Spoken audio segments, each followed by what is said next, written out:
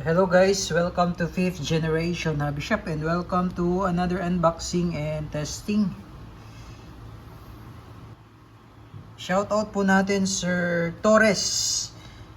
Okay, Sir Jesse Torres. Okay, Airgun Glock 17 MOS 4.5mm Gen 5 MOS. MOS, ibig sabihin ng MOS, Modular Optic System. Officially licensed product of Glock 17 Gen 5.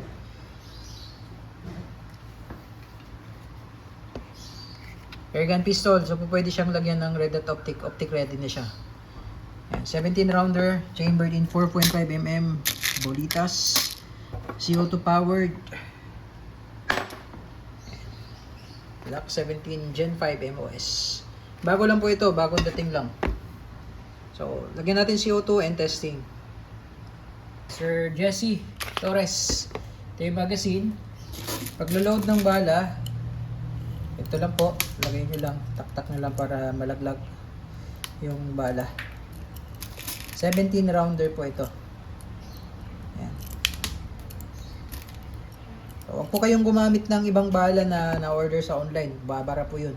Tapos ito po, ang trigger nya, malalim po ito. Mayroon siyang safety dito, no? Yan yung safe. Yan naman yung fire, pag pula. Kasi yung trigger niya malalim hanggang dulo. Malalim po ang trigger niya hanggang dulo. Pagka ganyan po, hindi po yan puputok. Sagad niyo po hanggang dulo. Okay? Tapos, bago kayo maglagay ng CO2, patakan nyo lang muna ng oil. Meron naman siyang free. Tapos yung CO2.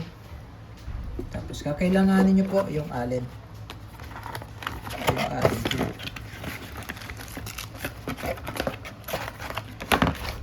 Allen.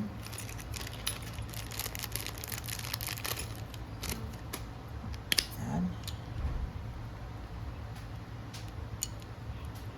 Okay, isa dyan.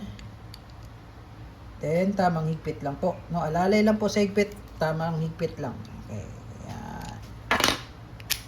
Okay. So, all steel internals. Glock 17 Gen 5. MOS. Yun lang pinag-iba dun sa standard. Okay, so testing. Glock 17 Gen 5 MOS, modular optic system, and firing.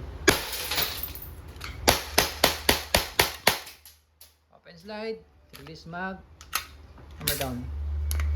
Sir Jesse Torres, all goods.